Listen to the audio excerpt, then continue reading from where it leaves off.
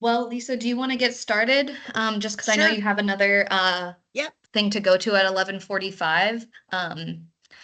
Thank you so much for being here. Hi, everybody. If you were on the previous overview webinar, um, we are now in the IHCDA and claims onboarding, so thanks for hanging around. We have two folks from our financial operations team here, Lisa Ditchley and Megan Mao. They're going to be going over IHCDAOnline, walking you through it, how to submit claims, um, answering any questions you might have. And then at the end, Megan and I are going to be going through our supporting documentation checklist. So answering any questions about what supporting docs you might need to get your claims approved. So this should hopefully be really informative. It is being recorded, and I'll upload this and send it out to you all to view for future reference. So yeah, take it away, Lisa. All right. Good morning, everyone. I hope you've enjoyed the opening webinar from Laura and her team. This is strictly informational about the online system. So many of you have been there probably through other programs. Some of you are new. This will just be a very brief tutorial. I will have Laura put the claims inbox email in the chat for you, and that is where you will send all your questions, or if you need organization codes or you need passwords updated, those kind of things. So let me first start off by saying welcome to everyone new and old. In order to access our system, you must establish a profile.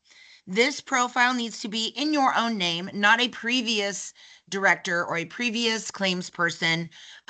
We do this for several reasons. Obviously, we want to know who is submitting the claims. So when there is communication needed, we want to be sure that we are addressing the right person in a proper amount of time so that any issues that we have may be resolved as timely as possible to be able to get you your reimbursements. Secondly, we do it for security purposes so that we don't have 10 people using the same login, and then should there be an issue or a miscue, only the person's name who everyone's using would be held responsible on your end and our end for any of those mishaps.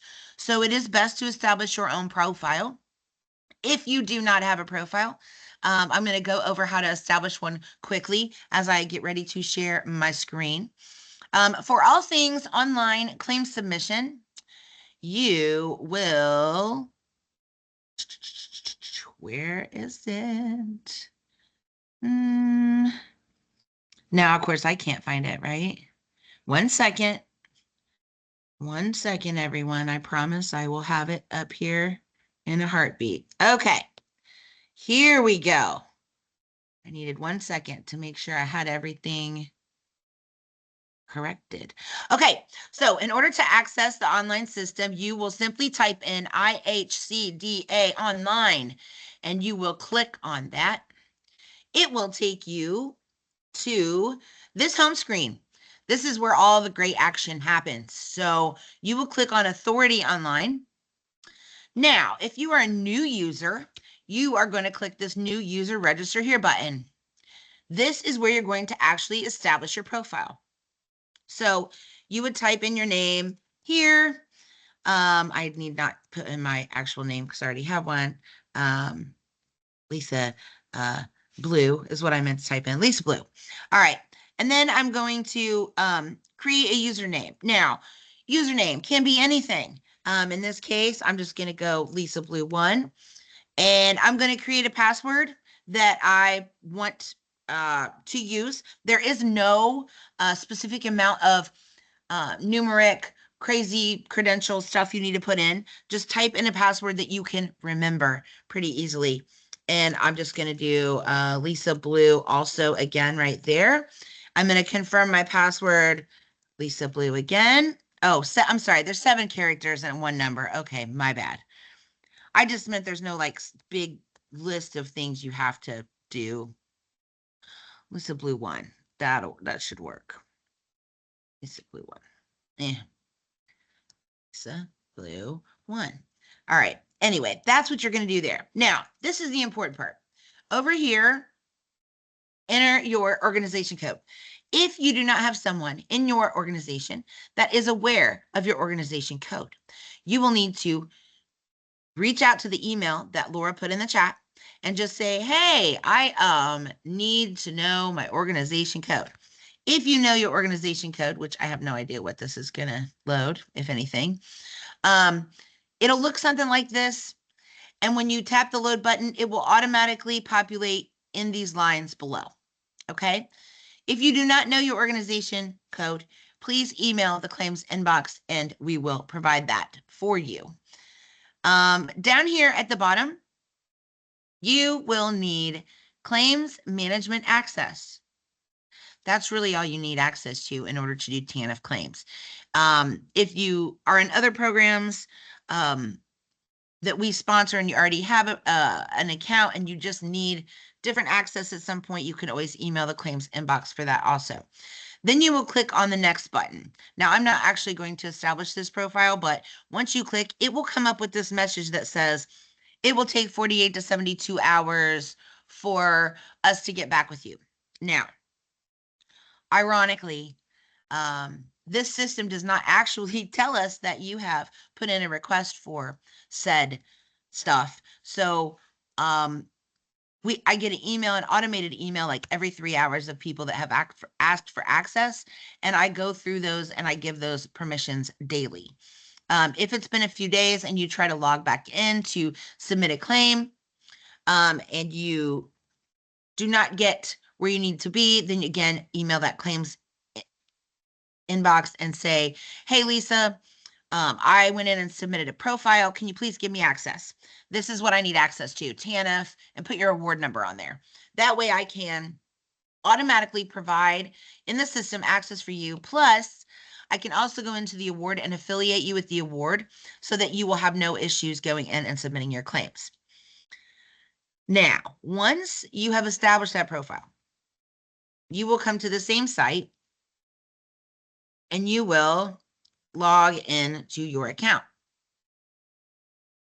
When you log into your account, if you are only dealing with TANF, you will only see really one thing, and that will be this tab, Award Claims Management. This is the tab you will need to submit claims, deal with things that when they are denied, do any repayments or adjustment claims or anything like that, that will all go through Awards Claims Management. So you will not have all of these icons. I just have access to everything. So I have a few more permissions than you will have. But once you get in, you'll click Awards Claim Management. Once into, okay, hold on. I gotta log in as somebody else too. Sorry, my bad. Okay. So for all purposes of showing you TANF, I'm going to change organizations to my test organization right now so that I can show you the exact line items that that you guys are going to see, which I think would be more helpful than showing you random line items. Okay, 1 second.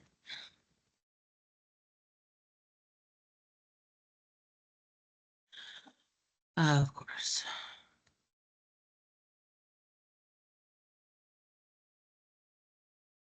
One second. Sorry for the delay. I'm used to doing this really quickly and not.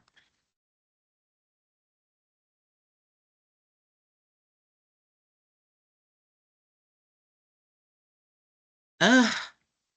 1 second, Laura. No worries. Take your time. I feel like every time, like when you're in pressure, it's Well, things this don't is a work, weird, so it's weird when I'm switching orgs. It's very odd. So I have to be very, very cautious of what I'm logging into, unfortunately. Yeah, take your time. But I haven't had this happen in a training in a while, so that kind of stinks. I'm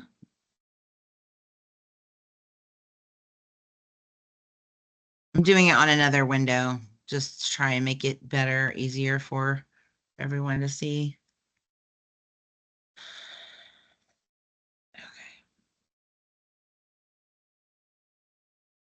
Lisa, someone did ask, is Internet Explorer and Firefox, are those the only supported web browsers? They're not the only ones, you guys, but they are definitely the ones that I think are going to be most helpful and easy to access for you. Okay, here we go. Okay, so now once you get logged in, yeah, okay. You're going to see that I've logged in as test 2 person here, which your name will be up here, by the way. Okay, so when I touch awards claim management, which is what you will touch, you will go in here and you will have some options. Your options are going to be on the left-hand side. Okay, you can look at your award info, your claim list, but if you're wanting to create a claim to submit for reimbursement, you'll click on that. Now, if your organization has more than one award with IHCDA, all those awards are going to pop up in a drop down as soon as the machine lets me get there. All those awards would pop up in this drop down right here. For namesake and all extensive training purposes today, you would obviously pick the TANF award. Now, under transaction type, let's talk about that. So anytime you want to be reimbursed, it's always going to be grantee payment. Okay, grantee payment. The other forms of payments in here, you will know if you need to do them because you will have had communication with Laura or Wes or a person from the monitoring team and know that there needs to be an issue resolved. However, if you as an agency create a claim and claim something that you later look back on and go, oh shoot, that really wasn't eligible, or oh shoot, I put it under the wrong line item, etc., you may need to do a repayment claim. The definition of all of the transaction types are below. Grantee payment is a standard draw of funds. That means you're going to get reimbursed for the money that was spent.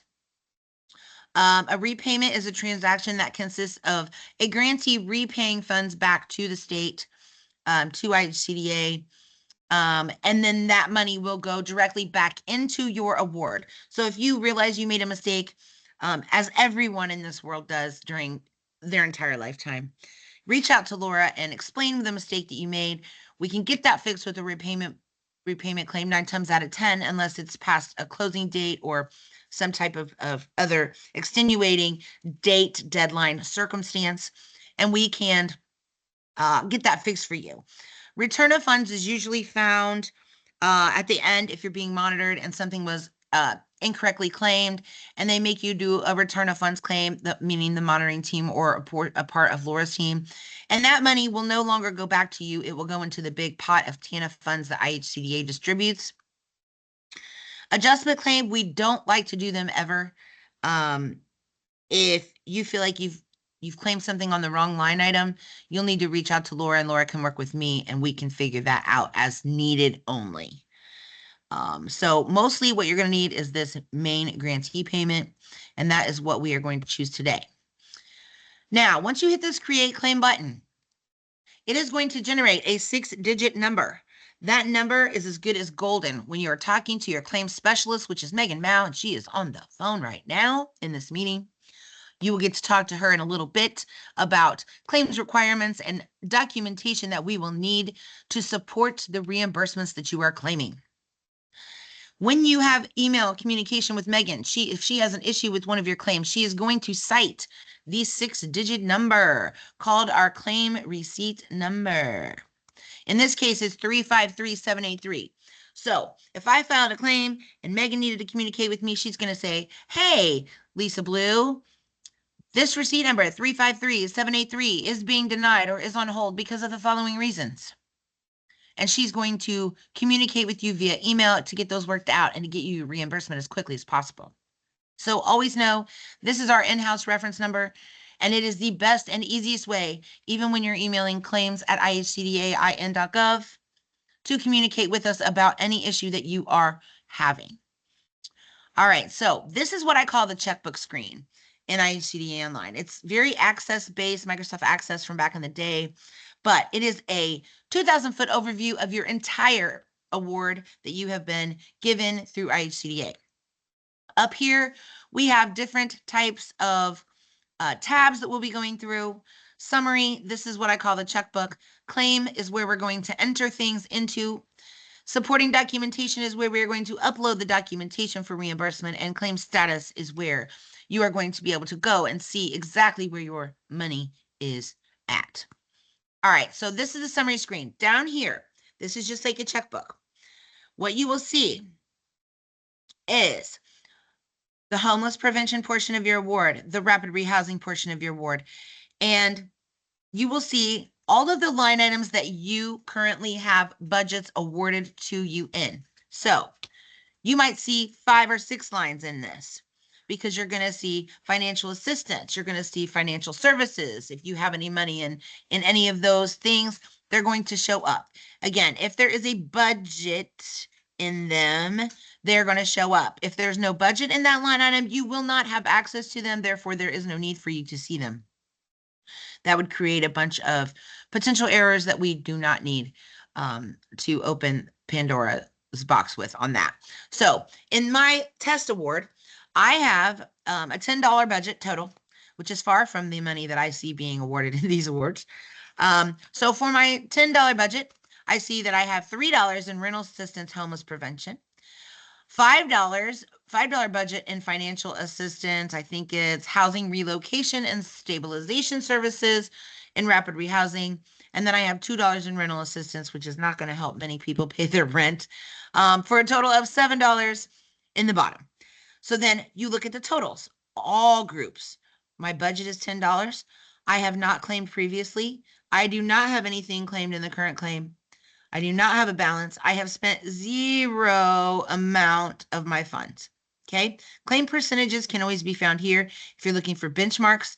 I'm not sure TANF has a benchmark quota, but a lot of our awards do. And so it's really easy to see that in this overview. Again, this is just like a checkbook. It's going to keep track of everything you've claimed. It will tell you everything you previously claimed, everything you're currently claiming, your total and your balance left, and your percentages. So at the bottom of the screen, this is the most important thing about the screen. When you log in here to do your claim, you will look and see what you have. And this is the exact screen you will also end the claim on, because you must hit this submit claim button. You must. Okay. You can also print your claim receipt if you're keeping paper files and don't want to just rely on the great system of IHCDA to keep track of your items for you. It can also print out a claim detail report. Both of those are option only, not something you have to send to us, not something you have to keep for your records, but it might be a current retention policy issue for your agency. Again, if you do not hit the submit claim, the claim will not get fed into our queue. And we'll cover that again at the end of this so that you can understand exactly what I'm talking about. All right, so now that I see what I've got and I want to claim and I'm like, okay, I have these expenses and I really need to get reimbursed. We're going to go up to the claim tab and we're going to enter the dollar amounts of what we would like to claim once the screen populates. All right, very good. So let's talk about this reference number. This reference number means absolutely 0 to us here at IHCDA. We see most people just do claim reference 1, claim reference 2, claim reference 3, so that they can keep the number of claims that they have in their records, even with our records. But I don't care if this one was for Lisa Blue and you type Lisa Blue in there. It doesn't matter to us what this claim reference number is. That's external for your external use only. For test purposes, I'm going to put the number 1 so that we know this is the first claim that we have done. Down here, I am going to submit $150 in rental assistance under homeless prevention. I am going to claim all $5 of my housing relocation and stabilization, and I'm going to claim all $2 of my rental assistance there. This comment section is kind of tricky because anything you type in it, I can see. Your claim specialist is going to be able to see. So try not to, put anything super crazy in there. But again, it is just for comments and it is only needed if necessary. Say this is July claim. You can type in July claim if you like. The most important part of this screen, because we're going old school, taking it back, you must click the save button. If you do not click the save button, none of these numbers will save in the system. And then you'll go back to the summary screen and you'll have a big fat 0 sitting there going, what happened? So we want to click save. The next portion that we need to do. We know if we're going to submit for reimbursement that we are going to need to support that with evidentiary support. Therefore, we're going to click on supporting documentation and we're going to upload. You can upload just about any file form that you probably have access to on your work computer. Those file forms are going to come up here under accepted file extensions. There is really no limit on the number of pieces of paperwork that you can put in here. There are limits on the file sizes. You may have to do more than one file size if you have a certain number of pages. That usually is around 200. I don't think any of you are going to have 200 pages worth of paperwork, although I could be wrong. However, it is important to note, if you submit it, we will review it. If we find issue with things that you are sending to us, it is our duty for IHCDA to tell you what's wrong with it. So my advice to everyone would be limit the number of pieces of paperwork to exactly what you need. And Megan is going to go over that in a little bit. So that you just provide us with what you need, the receipts for what you need, any narratives you need, and just let that be everything that you send us. We don't probably need your ledger for the last 6 months.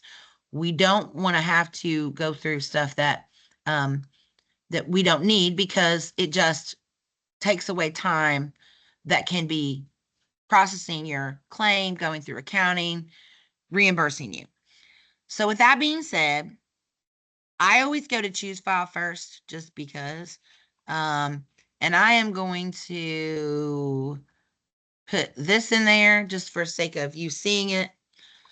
This is a PDF format. And I'm going to put claims documentation. You will see the uploaded document come up in this form to the right. And you will hit submit document. Once, oh shoot, it didn't take it, did it? Okay, never mind. Hold on 1 second, please. There we go. All right. So when I hit submit document, you're going to see it come up below here. All right. It is also important to note that once you submit documentation, you will be unable to delete it. Only, truthfully, about 2 or 3 people in the claims department are able to delete documentation. So you'll be able to view it all day long, but not delete it. Okay. So again, you'll go to choose file, choose your document type, submit the document type. It will come up down here, and then you're good to go. So now we have entered our claim amounts for reimbursement. We have entered our supporting documentation. Now we're going to go back to our checkbook and make sure that everything we see on that checkbook screen is correct so that we can submit our claim for reimbursement. Here we go. We are in claim 353783. Under homeless prevention, we have a budget of, oh, see, look at that. Do you guys see? What do you see? Does anybody see a problem with this? Megan probably does. None of the amounts saved. Why? Because I didn't click save. Okay? Because I didn't click save. If that happens to you, then you have to go back in. Does that make sense? That was a silly test, but I just want to see if it made it. What's going on? That's funny. Okay. So we're going to go back in here. We're going to click $3, just like we said earlier. Or I said 150, but we'll go ahead and do 3 because we might as well do everything. Down here, we're going to go 5 for that. Down here, we'll do 1. And we're going to click save. And hopefully this time we hit the save button correctly. All right. That looks pretty good. See, the numbers are in the screen right there. I'm going to click it one more time just for good measure. You should only have to click it once, by the way. I'm going to go into my summary screen and hopefully everything will have saved this time and I can move forward.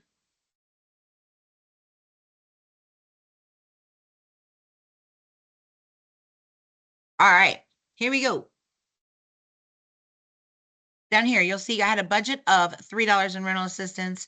I did not have a previous claim, but look, my current claim says $3. So you can always change what you have before you submit a claim. If I saw this was incorrect, I could still go back in and reverse that and claim the amount that I want. You will also see that the claim percentage is now what? 100% of my budget. I had a budget of $3. I'm claiming $3. This will reflect in that I have spent my entire budget. On the rapid rehousing side, I have claimed $5 and $1, which is 85.71% of my claim percentage. So you always can see what you have claimed on this page. Just remember that, because I think Laura's going to talk about that a little bit later. And in total, all groups, you will see current claim is $9, and I have claimed 90% of my entire award. Now, the most important part is this button at the bottom of that screen. Once I hit submit, that claim is going to get submitted to IHCDA, go into the claims queue, and Megan will process it in first come, first serve basis. It usually takes about 28 days, my friends, for claims to get from cradle to grave to where they're actually doing payment for you. I'm not actually going to submit this claim because I don't want it to come off Laura's budget. This is a test environment, but I do want to talk to you about claim status. A lot of people will call us and they will say, hey, I submitted this claim 22 days ago and it's still sitting in claim submission. Well, claim submission is the first step in the process. Your claim will only be in claim submission under two circumstances. One, you have not actually submitted it, meaning you've created the claim, you've put in all the numbers, but you did not go on the summary screen and hit submit. Therefore, this will stay in claim submission. The only other time your claim would be in claim submission is if Megan has to deny it. If Megan has to deny the claim, it will go back into claim submission for you to make the adjustments that are needed and for you to resubmit that claim. Once the claim has been submitted, this status right here will change to claim review. That means it's sitting in the queue waiting to be reviewed. I can tell you we are on top of our game in the claims department right now. My staff is amazing, and we are right at about 24-hour turn time. So when you submit something, we are processing it probably within the next day or 2 business days, 24 to 48 turnaround on that. So rest assured, if you don't see it usually coming around there, unless it's a weekend or a holiday, like a Monday that we might have off, you're going to see that status change from probably claim review. If there's any issues, they're going to reach out to you, or you're going to see that go from claim review to program accounting within just a couple 2 or 3 days. So if you see it in claim review, you know that it's being reviewed. When this status, the highlighted status, says program or accounting review, it means that it's gone to program accounting for review and batching. That means accounting has it. They make payments, I think, twice a week. I think once for TANF, if I'm not mistaken. That means it's going to be setting in the batch, waiting for the queue and waiting for people to approve it and get it paid. So far we have claim submission, which is when you have not submitted it or it's been denied back to you. And we have claim review is the next step. And then we have accounting review. After accounting review, you will see this status go to ACH transfer. Now, most people think that ACH transfer is going to be money in my bank account.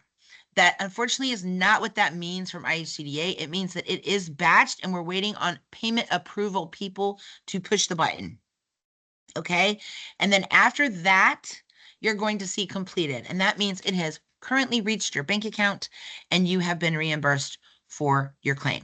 So again, claim submission, claim review, accounting review, ACH transfer, and complete. Those are the 5 steps. Okay. Now,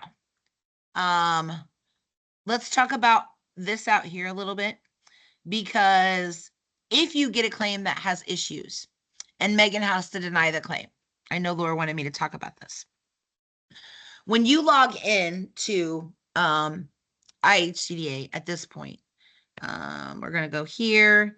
And so this is the first screen you're going to see. And you go to awards claim management like I told you at the beginning. you're going to see a list of claims in the center of your screen, just like this one, that you have submitted previously. If we had submitted this claim and Megan found an issue with it and said you don't have the documentation and you neglected to upload it within 72 hours, which I know Megan's probably going to touch on a little bit, then you will have to come in here and click on this button next to, that 6-digit good as gold number that we talked about earlier. And what it's going to do, it's going to take you back into the previous claim that Megan has issues with or that adjustments need to be made in, to provide you the opportunity to where you can go into the claim or add more documentation or, make the adjustments that Megan's asking you to make. Those are predominantly always with supporting documentation. The documentation may not match the numbers that you provided. So you may have to adjust, your numbers in the claim screen or your documentation. But that is how you access when something has been denied. That is how you go back in and you access them. Okay, is through your claim list. Lastly, let me say, as far as denying goes, my group, again, I'm very proud of the team that I have of claim specialists, and they are very, very good at communicating. That's what they do. So if you get an email from Megan and she's telling you on Monday, hey, I found this error. You're missing this payroll. Can you just upload this payroll or this receipt for me? For the first, I think it's 2 to 3 days. I think it's 3 days now. It's 72 business hours, I think, is our internal policy. The claim will not be denied.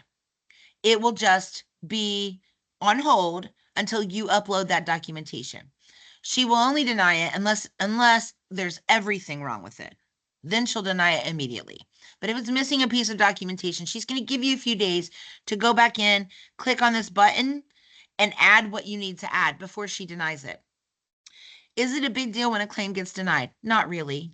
Unless we have to deny it like 4 or 5 times because you're not providing us what we need and you're not adhering to the communication and the requirements that we have and the policies that we have in place to protect the agency as well as you as far as state and federal guidelines. We provide you an opportunity to just go in and add something before we just say, okay, bye. Because once we deny a claim, it goes back to the back of the queue with everything else in front of it. So we try to provide you that 48, 72-hour window. We make notes inside the comments in our system so that when I'm looking through them as their manager, I can look and see why this has been denied, if it's been denied more than once, etc. Please note that if you do have issues and you're not understanding something that Megan is communicating to you, you can always reach out to Laura, and Laura and I work extremely well together, and we will communicate with each other to help make it the best experience for you that we can. Last thing with this system, my profile, this is where all your information resides. You can change your password here in the password reset at any time. Okay. It'll also provide you any user access that you have to any portal in our system. You can update the telephone number, etc. So with that being said, if you need, if you need to change your banking information, I prefer you do that through an ACH form via encrypted email because it's much easier for us to go in and change those in 2 seconds than it is for you to try to figure it out in the system. I've found over 10 years of doing this that is definitely the most efficient way should any of your banking information change throughout the course of this award, or if you've not received any payments from IHCDA previously and need to insert banking information for reimbursement payments, please let Laura know and we can work on that together. Laura, are there any immediate questions regarding this? And this is all being recorded, so you guys can go back in and pull it up and walk yourself through it. Easy as pie also. Someone asked in the chat about banking info. Is banking info needed when they set up an account, or do you have it on an organizational level already? So the main thing that we need to remember is that ironically, not all organizations have only one bank account that we deal with. Some of them deal with this on the real estate side. I can guarantee you we have to insert the banking information for every single program individually. So I would like, if you guys have TANF and it's not, and if you know it's going into the same bank account as all your other programs, you can tell Laura that, we can get that set up very quickly. However, the easiest thing to do is get an updated ACH form from Laura and just give that back to us, and we can go in and set it up under TANF so that you get those payments exactly where you need to, and there's no miscue there. The last thing I want is for anyone's money to be held up when our main goal is to help people the best we can. Yep, which I have given everyone the ACH form, and they've been sending those back to me, so I'll be getting those to you, Lisa. Perfect. So perfect. Yeah, if any of you do have a bank account that does change, let me know and I can give you another form and you can fill that out and I can send it to Lisa. But good question, Robin. Yeah. Any other questions, folks? And again, if anybody needs me, Lori, you can feel free to put my personal email on there as well. If someone has just a question they don't want to ask in the group, you can always reach out to me via email is the best form. I would love to give you my phone number, but I answer emails way more than I answer the telephone, mostly because I have my emails on my phone, even when I'm walking around the office. It's much easier for me to respond to an email than a voicemail. If it is an emergency and you can't get a hold of me, please call Laura and Laura will reach out and find me. But yeah, email is the best way to communicate with me and get things done expeditiously. Yeah. All right. Anyone Any else? other questions for Lisa before she hops off and Megan and I take over about functionality of IHCDAOnline? And Megan, you got this. Okay. I just need them to understand what they need to submit. Absolutely. All right. Thank you so much, Lisa. All right. You guys have a great day. And if you need anything, please let me know. Don't hesitate. Take care. Thank you so Thanks, much. Lisa. Bye-bye. Bye. Okay, everybody. We are going to head into the portion of the training about supporting documentation and what you need to submit a claim. I'm going to show you where you can access the claims narrative form on the TANF website, where you can access the chart that outlines the type of supporting documentation you'll need. And then we'll hear from Megan as well. She's our TANF claims rep. So let me share my screen, show you the TANF website. This is what you'll see. Move this out of the way. This is what you'll see when you go to the TANF website on IHCDA's website. You'll want to scroll down to program resources. And right here, you'll see claims narrative form. So if you ever need it again, if you don't save it on your computer, you can always access it here. And then we're also going to be reviewing this chart right here, the claims acceptable supporting documentation chart today. You can access it here, or you can get it at the end of the program manual. It's also an addendum that Wes and I talked about in the overview webinar. Okay, so I'm going to show the claims narrative form. This is what the claims narrative form looks like for TANF. What you'll be doing for each month. So again, you're submitting on a monthly basis for TANF. You would open this up, put in your month. This is, well, we're in February right now. So February, you'd put your award number. So that is your TANF, RRHP, the program year, and your award number. And then for each eligible expense, so what you are claiming, you will put here on each line item. So let's say for this claim, I'm claiming my staff time, I'm claiming a rental payment, and I'm paying rent, and I'm claiming a utility payment for someone. You would look up here on the claims narrative form, is this for rapid rehousing? Is this admin? Or if I scroll down, is this homelessness prevention? So let's say I'm only claiming for the month of February under rapid rehousing. I would put the staff member. So I'm claiming Laura's salary or hourly wage here for this month. I'd put her name there. I'd put the date of the payment or incurred date. And then because I'm claiming my staff time, that is under our financial services bucket. So I'd put the amount, and that will auto-populate on the right-hand side. Let's say for a rental assistance, you're paying someone's rent. You would put the vendor name. So I'm paying it towards Centerpoint apartment properties, let's say. The date that it was paid or incurred, and then the amount.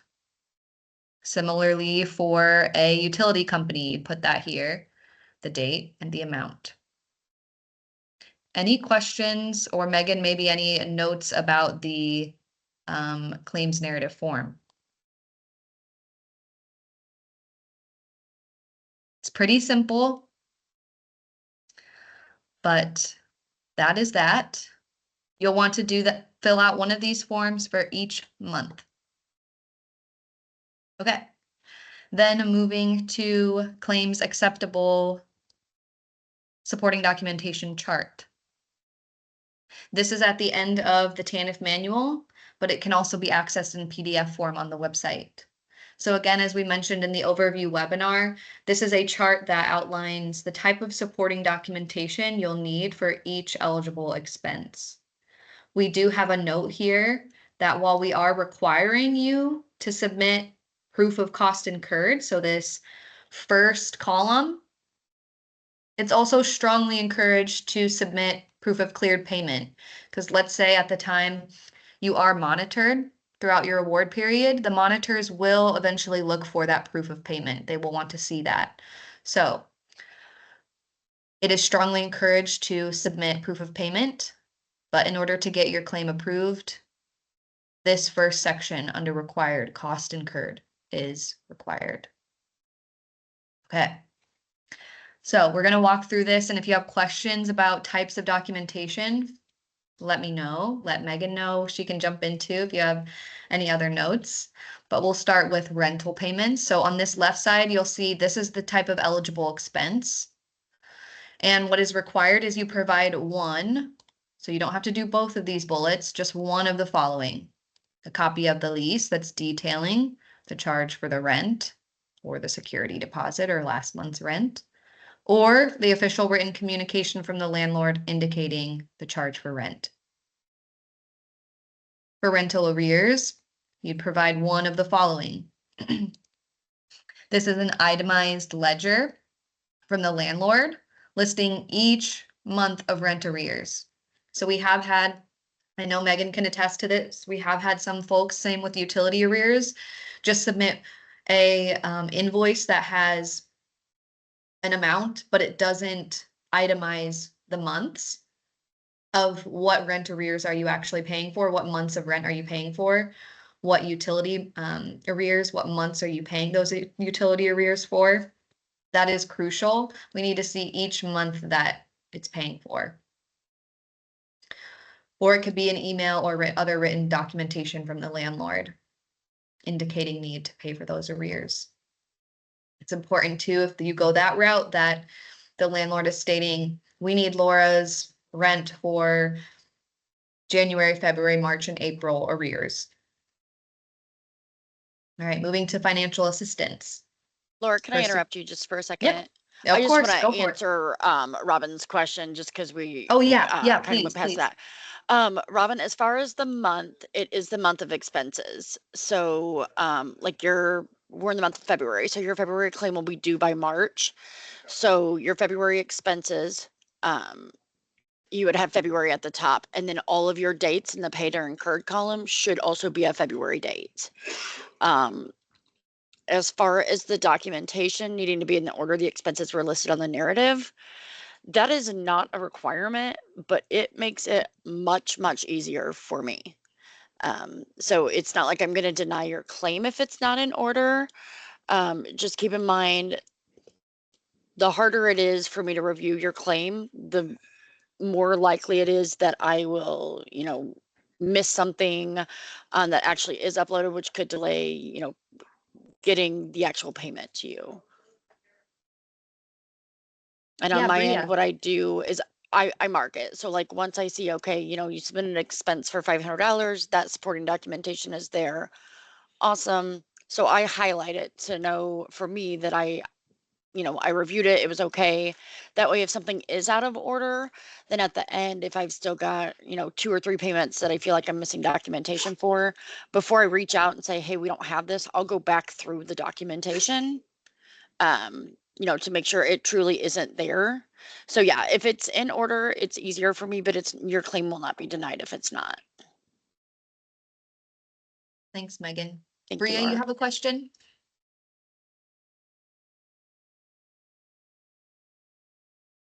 Let's see, you had asked in the chat, can you clarify the due date for claims? Yeah, so every month, because this was in the overview webinar, Bria. So that will be in that too, in those slides and the recording I'll send to you. I know you weren't able to make it, but for TANF, claims are due on the 15th of every month. So on or before the 15th. Our first claim submission for TANF is going to be on March 15th, and that will include January and February expenses. So those backdated dates if you were assisting families. You're welcome. Okay, we'll keep it moving for security deposits. Again, please make note of this header of providing one of the following. So you could provide a copy of the lease detailing the charge for the security deposit or official written communication from the landlord for either security deposit or last month's rent. Moving down to utility payments, again, providing one, either invoice or bill or billing statement, or the screenshot from the utility website. And so that is key, making sure that it is a credible part of the utility website, indicating the client's name, the date of the utility service payment that's due. And then similar to the rental arrears up above for utility arrears, we would want either an invoice for each month of the arrears or the deposit, or an itemized utility ledger, again, indicating those each months, or written communication from the utility company. So again, similar to that rental arrears, making sure that it's itemized. That's key. So that you aren't paying for over that 4 months worth of utility or rental arrears. Okay, getting into financial services. So that's that direct program expenses. Those could be salaries. Those could be, case management time. That could be any like tools or supplies that you're providing that go directly to clients. That's a direct program expense that's under your financial services bucket. So you could submit an invoice for any of those supplies, an itemized receipt. If it's a salary or an hourly wage for someone, submitting an individual employee or master timesheet, indicating the number of hours worked for the specific TANF project. Megan, do you want to make note about some things that you've seen people do and upload for folks' salaries or hourly wages, that the things that you need to see on that in order to approve their time? Sure, yeah. The most common thing that I see is a pay stub. Some people do also include like a timesheet, but when most of the timesheets that I see don't include their hourly wage. So it is nice to know that, Lisa works 15 hours on the program, but if I don't know what she makes, I don't know what I can approve for the payroll. Payroll can also be kind of tricky too, because if there is fringe benefits or employer paid taxes that do not show up on the pay stub, you're going to have to submit something showing me that expense was incurred. Fringe benefits could include, health benefits. That is an eligible expense. But if you have 50 employees and only 5 of those employees are covered under the premium that you're paying from your agency, you're going to have to show documentation that, again, if Lisa's the employee that you're providing or that you're needing reimbursement for, you have to prove that Lisa is part of that fringe benefit. So it adds a little bit more details as far as the documentation goes.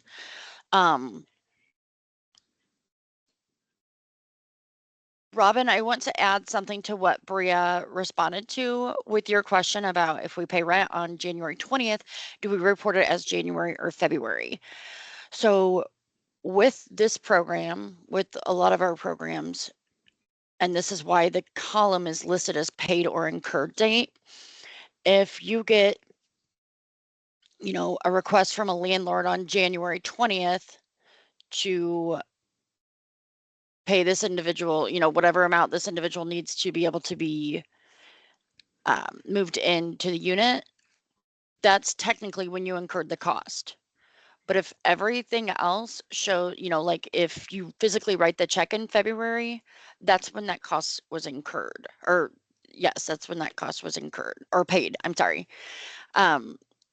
The issue normally becomes when people try to do both. So like if this is your February claim, it either needs to be costs that you paid in February or costs that were incurred, not both. If you're going to claim it based on when the cost was incurred, so when you got the bill, when you got the request from the landlord, then you need to base it on the incurred date. But keep in mind, every documentation that you submit has to have a date on it. So I know that is where it's from. If you're will be claiming charges for when they physically were paid by the agency, then that should be even across the board as well.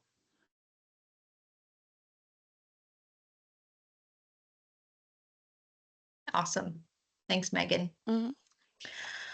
All right, we'll get through the last two. So TANF eligibility terminations and other indirect program expenses, these are the same in this first column under as it was in direct program expenses. So these are just your options for what you can submit as supporting documentation. Now you can go through this chart again, all on the right-hand side. I'll scroll back up. Again, this first column is required. But if you have documentation of that cleared payment, so this right-hand column, you can also submit that as well. So I won't bore you and go through each one because most of these are very similar to these lists, just being mindful of providing one of the following.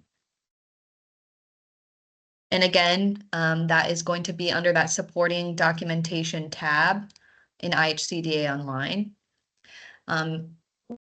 Megan, do you want to maybe speak to if, let's say someone's claim, they don't have a certain supporting documentation, and so you've let them know there's that small window of time where they can go and upload that to their claim. If they don't get in within that window and you have to deny the claim, what then is their process for essentially redoing that claim?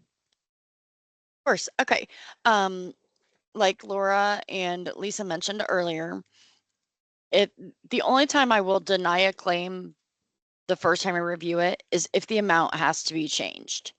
Unfortunately, at this time and for all of the future, as far as we can tell, there will not be a way for you to change that without me denying it.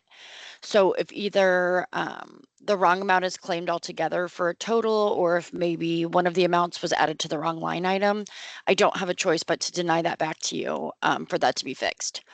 If it is as simple as, you know, documentation didn't upload, or, you know, maybe two pieces of paper got stuck together when you were scanning them in, not a big deal. I will, as some of you have already seen, I will send as detailed of an email as I possibly can. That way, you know, I'm not going to send you an email that just says, hey, your supporting documentation for your rent's not there. If you have 20 people and that you're claiming rent for and you've provided documentation for 19 of them, I'm going to give you the one that I'm missing. Makes it easier on you, and I've already reviewed it, so I might as well make it as easy as possible. At that point in time, once I send you an email with the details, I will put a note in the system, and that lets people know, you know, I have reviewed this claim, this documentation is missing. It was missing on, for example, date February 18th. Lisa did mention, you know, 72 business hours. I try to do it at the end of the day on the last day. You know, if it's Monday morning at 9 o'clock in the morning when I put your claim on hold, I'm not going to cutthroat deny it at Thursday at 9 o'clock in the morning. But Thursday before I leave, the office, it will be denied. As far as, sometimes if more time is needed, some communication, a lot of people have responded back with, okay, I've gotten this taken care of. It's uploaded. That also lets me know, if I put a claim on hold at 2:00 in the afternoon because I'm waiting for a piece of paper, and by 2:30 they've got it in there, I can still review it that same day and have it processed out to you. It gets the process going a little bit faster so we can get your funds to you. When a claim is denied that was previously on hold, I send another email. A lot of times I will forward the same email that I sent previously, so you know the exact reason why, and you can see that I had emailed previously about it. There at this time, which I'm not sure if there's going to be one, there is not a set time limit on resubmitting your claims. Just know that we can't pay your claims until they are submitted successfully. Lisa talked about a 28-day window earlier on the call. That is from the time that you successfully submit an approvable claim. So if January 15th you submit a claim that has to be denied 3 or 4 times, it could be, depending on how long it's taking you to resubmit the claim, it could be months before you're getting your payment for that month. Another thing I would like to mention, I've mentioned multiple times with other programs, so I'm sure some of you have already heard it. If I deny a claim, you should not be resubmitting a claim for that same month, or you should not be submitting a new claim for that month, sorry. So if I deny claim number 1, 2, 3, 4, 5, 6, you should be adjusting that claim and resubmitting the same claim number. The TANF program allows for 1 claim per month. So in a 12-month period, you should have 12 claims if you're claiming every month. So when I go into the system or when you go into your award, you should not see more than 1 claim per month in there. So you should not be opening a new claim. Claims cannot be deleted from the system.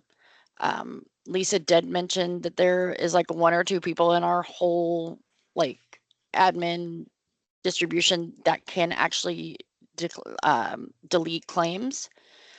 I've worked here for 8 years and I've never seen them delete claims. If you start a claim and for whatever reason you just realize that you've just uploaded all of the wrong documentation, if you have never submitted that claim, the system will allow you to delete it on your end. If you no longer have the option to delete, we don't either. So just keep that in mind. But as far as if you get an email from me for, needing additional documentation, having questions about what this is paying, et cetera, the sooner you get back to me, the sooner we can process your claim. I also do CC Laura and Wes on that. That way, if you have any questions and you happen to reach out to me after I'm already gone, or if I happen to have the day off, I don't want you sitting there for 2 days wondering or waiting on a response. So if you reply to all, then it also goes to them and they can help you out if I'm not available. I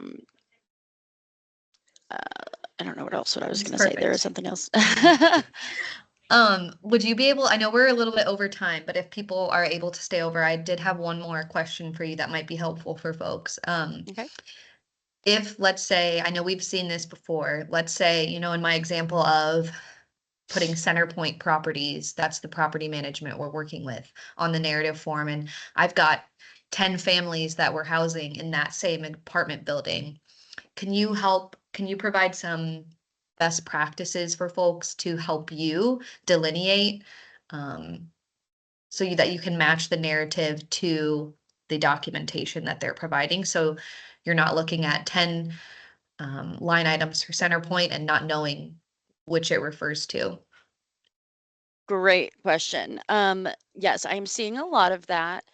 A lot of landlords have, all of their 2-bedroom rental properties are the same cost. So if you're helping 10 people in that same rental property and I'm missing some of the payments, I don't know which ones I'm missing. So in a situation like that, while it is not a requirement, it would be extremely helpful on the narrative if you put on there, you know, this 800, you know, so under the vendor name, you might put center point for Smith, and then the paid or incurred date and the charges. And then the next one might say center point for Jones and the amount, because a lot of times that amount is going to be the same. So if you have 10 payments for $1,000, but you only have 7 pieces of documentation showing $1,000 payment was made, I don't know which ones to tell you are missing. Another thing I wanted to make a comment on with the utility payments, I believe communication has already been sent out about this.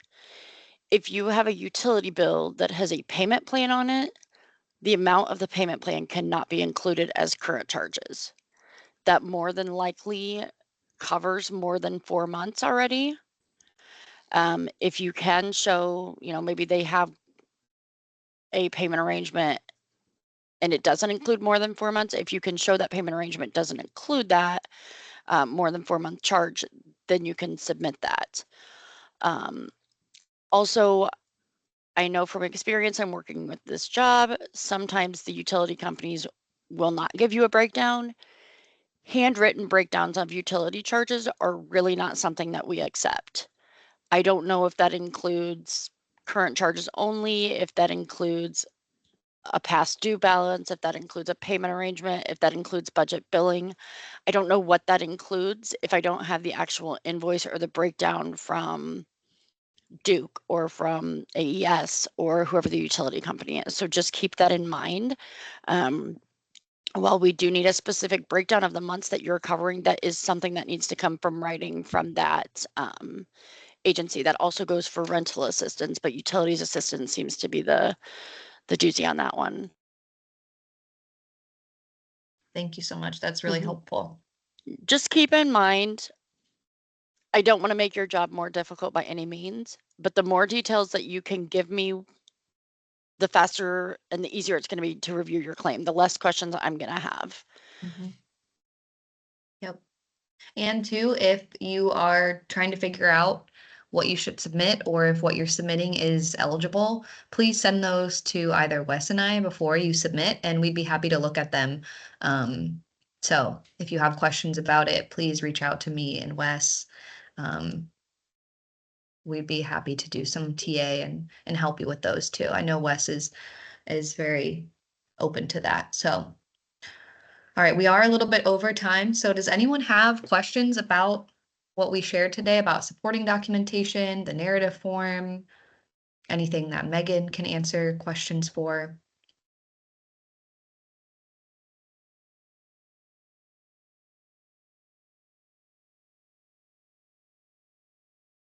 If not, then we will close out this webinar. I'm going to be putting it on the TANF website and sending it out via email so that you can watch it for future use. But if nobody else has any other questions, I will see you tomorrow at the HMIS onboarding if you're going to be joining that. But thank you so much for joining. Thanks, Megan. No problem. Thank you so much. Bye.